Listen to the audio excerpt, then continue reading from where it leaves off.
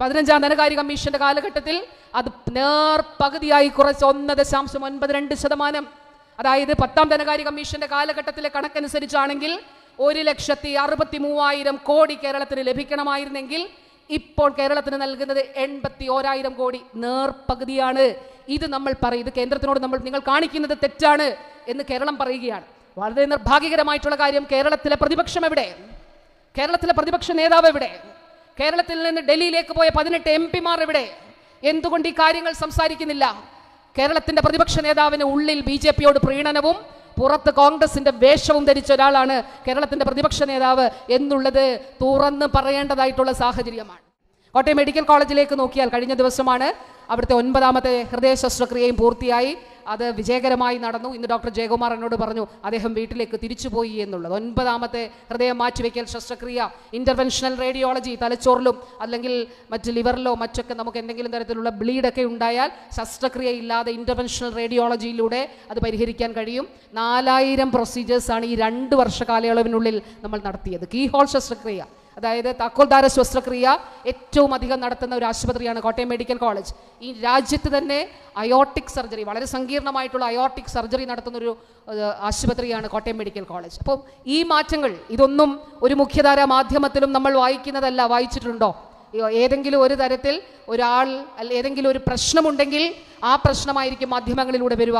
ഞാൻ ഈ പറഞ്ഞ ഒറ്റ കാര്യം പോലും ഒരു മുഖ്യധാരാ മാധ്യമത്തിലൂടെയും നിങ്ങൾ ആരും വായിച്ചിട്ടുണ്ടാവില്ല എന്നുള്ളത് എനിക്കറിയാം. നമ്മുടെ കോട്ടയം മെഡിക്കൽ കോളേജിനാണ് ഏറ്റവും കൂടുതൽ സൗജന്യ ചികിത്സ രാജ്യത്ത് നൽകുന്നതിനുള്ള പ്രത്യേക പുരസ്കാരം കഴിഞ്ഞ വർഷം നമുക്ക് ലഭിച്ചത്. രാജ്യത്ത് ഏറ്റവും കൂടുതൽ സൗജന്യ ചികിത്സ നൽകുന്ന സംസ്ഥാനം നമ്മുടെ കേരളമാണ്. പറഞ്ഞാൽ ഒട്ടനേകം കാര്യങ്ങൾ ദീർഘമായി പറയുന്നതിന് വേണ്ടിയിട്ടുണ്ട്.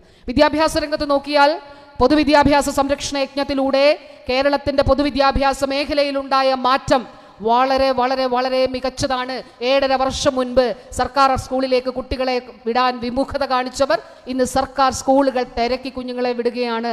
അതോടൊപ്പം തന്നെ എയ്ഡഡ് സ്കൂളുകളിലും വലിയ മാറ്റങ്ങൾ ഉണ്ടായിട്ടുണ്ട് എന്നുള്ളതാണ്. എങ്ങനെയാണത് സാധ്യമായത്? ഒരു 7.5 വർഷം മുൻപ് കൊഴിഞ്ഞുപോക്കായിരുന്നു. അതായത് സർക്കാർ സ്കൂളുകളിൽ നിന്ന് കുഞ്ഞുങ്ങൾ പോകുന്നു, എയ്ഡഡ് സ്കൂളിലെ അധ്യാപകരൊക്കെ ഇവിടെ ഉണ്ടെങ്കിൽ അറിയാം, ഡിവിഷൻ ഫോൾ ഉണ്ടാകുന്നു, അധ്യാപകരെ മറ്റു സ്കൂളുകളിലേക്ക് പുനർവിന്യസിക്കേണ്ടതായിട്ട് വരുന്നു. ഇന്ന് 7.5 വർഷത്തിന് ഇപ്പുറത്ത് 10.5 ലക്ഷത്തിലധികം കുഞ്ഞുങ്ങളാണ് പൊതുവിദ്യാഭ്യാസ മേഖലയിലേക്ക് പഠിക്കുന്നതിന് വേണ്ടിയിട്ട് എത്തിയിട്ടുള്ളത്. അതോടൊപ്പം തന്നെ ഹരിതകർമ്മ മിഷൻ ഉൾപ്പെടെയുള്ള മറ്റു മിഷനുകളും. ലൈഫ് മിഷൻ, എന്താണ് ലൈഫ് മിഷൻ? ഒരു വ്യക്തിയുടെ അല്ലെങ്കിൽ ഒരു കുടുംബത്തിൻ്റെ സ്വപ്നമാണ് കെട്ടുറപ്പുള്ള ഒരു വീടുണ്ടാവുക എന്നുള്ളത്. ഒരു പ്രത്യേക മിഷനായി ഏറ്റെടുത്തു. എന്തിനാണത് ഏറ്റെടുത്തത്? പല ഘട്ടങ്ങളിൽ 3 ഘട്ടങ്ങളിലായിട്ടാണ് നമ്മൾ നടത്തിയത്. ഒന്ന്, പല വർഷങ്ങളിലായിട്ട് പണം അനുവദിച്ചിട്ട് പണി തീരാത്ത വീടുകൾ ഉണ്ടാകും. ആ പണി ചിലപ്പോൾ രോഗമായിരിക്കും, അല്ലെങ്കിൽ റോഡ് ഉണ്ടാകില്ല, തല ചുമന്ന് വേണമായിരിക്കും, ചുമ്മി വേണമായിരിക്കും, കരിങ്കല്ലും ഇഷ്ടികയും സിമെൻറ്റും ഒക്കെ കൊണ്ടുപോകാൻ. അപ്പോൾ പണം തികഞ്ഞിട്ടുണ്ടാവില്ല, വീട് പൂർത്തിയായിട്ടുണ്ടാവില്ല, തറ കെട്ടിക്കിടക്കുകയായിരിക്കും. അത് നമ്മൾ ആദ്യത്തെ പദ്ധതിയിലെടുത്തു. രണ്ടാമത്തേത്, സ്ഥലമുണ്ട് എന്നാൽ വീടില്ല, രണ്ടാമത്തെ ഭാഗമായിട്ട് ലൈഫിൻ്റെ ഭാഗമായിട്ട് അതെടുത്തു. മൂന്നാമത്തെ ഭാഗം, സ്ഥലവുമില്ല വീടുമില്ല എന്നവർക്ക് വീടും സ്ഥലവും ലഭ്യമാകുന്നതിന് വേണ്ടിയിട്ടുള്ള നടപടി. രാജ്യത്ത് ഏറ്റവും കൂടുതൽ വീട് വെക്കുന്നതിന് വേണ്ടിയിട്ട് പണം അനുവദിക്കുന്ന സംസ്ഥാനം ഏത് സംസ്ഥാനമാണ്? നമ്മുടെ കേരളമാണ്. 4 ലക്ഷം രൂപ. ട്രൈബൽ മേഖലയിലാണെങ്കിൽ 6 ലക്ഷം രൂപ. അവിടെ കേന്ദ്രത്തിൻ്റെ ഒരു ഇടപെടലുണ്ട് കേട്ടോ, അത് നമ്മൾ മനസ്സിലാക്കണം. 4 ലക്ഷം രൂപ സംസ്ഥാനം കൊടുക്കുമ്പോൾ 72,000 രൂപ കേന്ദ്രം കൊടുക്കും. പക്ഷെ കേന്ദ്രം പറഞ്ഞിരിക്കുന്നത് എന്താണെന്നറിയാമോ? 72,000 രൂപ കൊടുക്കുന്ന കേന്ദ്രത്തിലെ പ്രധാനമന്ത്രിയുടെ പടവും അവരുടെ പ്രോജക്റ്റും വീടിന് മുന്നിൽ വെക്കണം. ആലോചിച്ച് നോക്കുക. എൻ്റെയും നിങ്ങളും, ഞാനോ നിങ്ങളോ ലൈഫിലൂടെ ഒരു വീട് വെക്കുന്നു. ആ ജീവനാന്തകാലം ആ വീട്ടിലേക്ക് വരുന്നവർക്ക് ഈ പ്രോജക്റ്റിലൂടെ ലഭിച്ച വീടാണ്. നമ്മുടെ കുഞ്ഞുങ്ങൾ, നമ്മുടെ പ്രിയപ്പെട്ടവർ ഓരോ ഓർമ്മപ്പെടും, അവർ അടയാളമായിട്ട് അവിടെ ശേഷിക്കുകയാണ്. അപ്പം മലയാളിയുടെ ആത്മാഭിമാനത്തെ ആ 72,000 രൂപയ്ക്ക് വേണ്ടി വിൽക്കാൻ തയ്യാറല്ല എന്ന് കേരളം പ്രഖ്യാപിച്ചു. ആ പ്രഖ്യാപനത്തിൽ കേന്ദ്രം എന്താ ചെയ്തതെന്നറിയാമോ? പണം നൽകില്ല എന്ന് പറഞ്ഞു. പണം നൽകിയില്ലെങ്കിലും ഭീഷണിപ്പെടുത്തിയാലും അങ്ങനെയുള്ള ഭീഷണിയുടെ മുന്നിലൊന്നും മുട്ടുമടക്കാനും ആത്മാഭിമാനം കൊണ്ട് അടിയറ വയ്ക്കാനും നമുക്ക് കഴിയില്ല എന്നുള്ളത് പറഞ്ഞിട്ടുണ്ട്. ഈ മേഖലയിൽ മാത്രമല്ല കേട്ടോ, ഒട്ടനേകം മേഖലകളിൽ സാമ്പത്തികമായി. അപ്പം ഞാൻ ഈ പറഞ്ഞ കാര്യങ്ങളൊക്കെ ഇവിടെ നടക്കുന്ന ഡയാലിസിസ് കിഫ്ബിയിലൂടെ അനുവദിച്ചതാണ്. കോട്ടയം മെഡിക്കൽ കോളേജിൽ 564 കോടി രൂപയാണ് കിഫ്ബിയിലൂടെ അനുവദിച്ചിട്ടുള്ളത്. പുതിയ ബ്ലോക്കുകൾ പണിയാൻ, സർജിക്കൽ ബ്ലോക്കിൻ്റെ നിർമ്മാണം പൂർത്തിയായിട്ടുണ്ട്. നമ്മുടെ സ്കൂളുകൾ പണിയുന്നത് കിഫ്ബിയിലൂടെയാണ്. നമ്മുടെ മലയോര ഹൈവേ, നമ്മുടെ തീരദേശ ഹൈവേ, ഇതെല്ലാം സാധ്യമാക്കിയത് കിഫ്ബിയിലൂടെയാണ്. അതുപോലെ തന്നെ നമുക്ക് നാഷണൽ ഹൈവേയുടെ നിർമ്മാണത്തെ ത്വരിതപ്പെടുത്തുന്നതിന് വേണ്ടി നിശ്ചിത ശതമാനം ഭൂമി ഏറ്റെടുക്കലിൽ സംസ്ഥാനം ഇടപെടാം, അത് പങ്കുവഹിക്കാം, സംസ്ഥാനം ആ വിഹിതം വഹിച്ചുകൊള്ളാം എന്ന് പറഞ്ഞുകൊണ്ട് നമ്മൾ ധനം ചെലവഴിച്ചിട്ടുണ്ട്. അങ്ങനെ കോടിക്കണക്കിന് രൂപയാണ് ഈ 7.5 വർഷക്കാലം കൊണ്ട് നമ്മൾ ചെലവഴിച്ചിട്ടുള്ളത്. അപ്പോൾ ഞാൻ പറഞ്ഞില്ലേ, നവജാത ശിശുമരണ നിരക്കിൽ നമ്മൾ ഏറ്റവും കുറവ്, മാതൃമരണ നിരക്കിൽ ഏറ്റവും കുറവ്, ഭക്ഷ്യസുരക്ഷയിൽ നമ്മളാണ് ഒന്നാമത്, വിദ്യാഭ്യാസത്തിൽ നമ്മൾ ഒന്നാമത് നിൽക്കുന്നു. ഇപ്പോൾ മത്സ്യ കയറ്റുമതിയിൽ, സീ ഫുഡിൻ്റെ കയറ്റുമതിയിൽ കേരളം ഒന്നാമത് നിൽക്കുകയാണ്. അങ്ങനെ എല്ലാ മേഖലകളുമായിട്ട് ബന്ധപ്പെട്ടു ഈ രീതിയിൽ സംസ്ഥാനം മുന്നോട്ട് പോവുകയാണ്. അപ്പോൾ കേന്ദ്രം എന്താ വിചാരിച്ചതെന്നറിയുമോ? അങ്ങനെ മുന്നോട്ട് പോകേണ്ട കാര്യമില്ല. അങ്ങനെയാണെങ്കിൽ കേരളത്തെ ഒന്ന് പിടിച്ചു നിർത്തിയിട്ട് തന്നെ കാര്യം. കേരളത്തിന് അർഹമായിട്ടുള്ള ധനവിഹിതങ്ങൾ തരാതെ ഇരിക്കാൻ തുടങ്ങി. ലൈഫ് അതിലൊരു ഉദാഹരണമാണ്. ആരോഗ്യമേഖലയുമായി ബന്ധപ്പെട്ട് ഈ സാമ്പത്തിക വർഷത്തിൻ്റെ 3-ാം പാദം അവസാനിക്കുമ്പോൾ 212 കോടി രൂപയാണ് ആരോഗ്യമേഖലയ്ക്ക് കേന്ദ്രം നൽകാനുള്ളത്.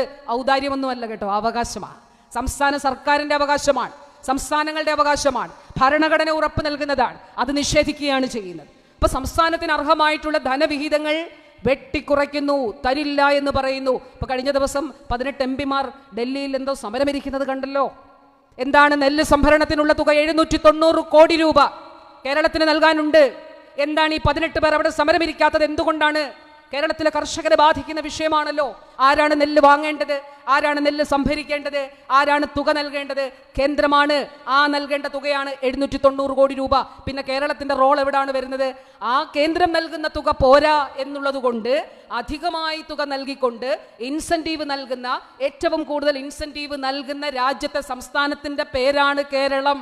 നമ്മൾ എന്താ ചെയ്യുന്നത്? കേന്ദ്രത്തിൽ നിന്ന് വരാൻ താമസിക്കുന്നത് കൊണ്ട് നമ്മൾ പ്രത്യേകമായി അതിനൊരു പദ്ധതി ആവിഷ്കരിച്ചുകൊണ്ട് കർഷകർക്ക് രൂപ കൊടുക്കുന്നതിന് വേണ്ടിയിട്ട് തയ്യാറാകുന്ന നവകേരള സദസ്സ് തുടങ്ങിയതിന് ശേഷം ഈ സത്യങ്ങൾ ജനങ്ങൾക്ക് മുൻപാകെ അവതരിപ്പിക്കപ്പെടുമ്പോൾ ചില മാധ്യമങ്ങളും കേരളത്തിലെ പ്രതിപക്ഷവും കേന്ദ്രം ഭരിക്കുന്ന BJPയും ഇങ്ങനെ കെട്ടിപ്പൊക്കിയ നുണക്കഥകൾ പൊളിഞ്ഞടങ്ങുന്നത് കണ്ട് കേന്ദ്രത്തിൽ നിന്ന്, ഡൽഹിയിൽ നിന്ന് ഒരാൾ ഇവിടെ ഓടി വന്നു. അവർ മറ്റാരുമല്ല, കേന്ദ്ര ധനകാര്യമന്ത്രി നിർമ്മല സീതാരാമനാണ്. അവർക്ക് ഇവിടെ വന്ന് വരൂ വരൂ വരൂ, ക്യാമറ ഓൺ ചെയ്യൂ, നിങ്ങളിത് കേൾക്കൂ, എല്ലാ ക്യാമറയും റെക്കോർഡ് ചെയ്യണം. അപ്പം തന്നെ അവരുടെ ഉദ്ദേശം വ്യക്തമാണല്ലോ, അവരെന്തിനാ വന്നതെന്നുള്ളത് വ്യക്തമാണല്ലോ. എന്നിട്ട് അവർ ക്യാമറയെല്ലാം റെക്കോർഡ് ചെയ്യാൻ പറഞ്ഞിട്ട്, അതൊക്കെ യൂട്യൂബിൽ കിടപ്പുണ്ട്, റെക്കോർഡ് ചെയ്യാൻ പറഞ്ഞിട്ട് അവർ പറയുകയാണ്, ഇങ്ങനെയാണ് ചെയ്യുന്നത്, നിങ്ങൾ 790 ഡയറക്റ്റ് ബെനിഫിഷ്യറി ട്രാൻസ്ഫർ ആയിട്ട് കർഷകന്റെ അക്കൗണ്ടിൽ ഇട്ട് കൊടുത്താൽ മതി. ആരോടാണ് പറയുന്നത്? ആരോടാണ് കേന്ദ്ര ധനകാര്യമന്ത്രി പറയുന്നത്? കേന്ദ്ര ധനകാര്യമന്ത്രി ചെയ്യേണ്ട ഉത്തരവാദിത്വം അവർ ചെയ്യണം. ആ ഉത്തരവാദിത്വത്തിൽ നിന്ന് പിൻവാങ്ങി പോകുമ്പോൾ കർഷകരെ ഉപേക്ഷിക്കാൻ കേരളത്തിന് കഴിയാത്തത് കൊണ്ടാണ് അവരെ ചേർത്ത് പിടിച്ചുകൊണ്ട് നമ്മൾ അവർക്ക് ബദലായിട്ടൊരു സംവിധാനം ഒരുക്കി കൊടുക്കുന്നത്. പക്ഷേ 790 കോടി തരാൻ നമുക്കുണ്ട്. ഇനി മറ്റ് തദ്ദേശ സ്ഥാപനത്തിന്റെ വിഹിതങ്ങൾ എത്ര കോടിക്കണക്കിന് രൂപയാണ് നൽകാനുള്ളത്. ഇനി അതൊന്നും പോരാന്ന് 10ാം ധനകാര്യ കമ്മീഷന്റെ കാലയളവിൽ കേരളത്തിന് അർഹമായ വിഹിതം 3.82%. എന്നാൽ 15ാം ധനകാര്യ കമ്മീഷന്റെ കാലഘട്ടത്തിൽ ഭരണഘടനാപരമായി സംസ്ഥാനത്തിന് കിട്ടേണ്ടതാണ് കേട്ടോ. 15ാം ധനകാര്യ കമ്മീഷന്റെ കാലഘട്ടത്തിൽ അത് നേർപകുതിയായി കുറച്ച് 1.92%. അതായത് 10ാം ധനകാര്യ കമ്മീഷന്റെ കാലഘട്ടത്തിലെ കണക്കനുസരിച്ചാണെങ്കിൽ 1,63,000 കോടി കേരളത്തിന് ലഭിക്കണമായിരുന്നെങ്കിൽ ഇപ്പോൾ കേരളത്തിന് നൽകുന്നത് 81,000 കോടി, നേർപകുതിയാണ്. ഇത് നമ്മൾ പറയും, ഇത് കേന്ദ്രത്തിനോട് നിങ്ങൾ കാണിക്കുന്നത് തെറ്റാണ് എന്ന് കേരളം പറയുകയാണ്. വളരെ നിർഭാഗ്യകരമായിട്ടുള്ള കാര്യം, കേരളത്തിലെ പ്രതിപക്ഷം എവിടെ?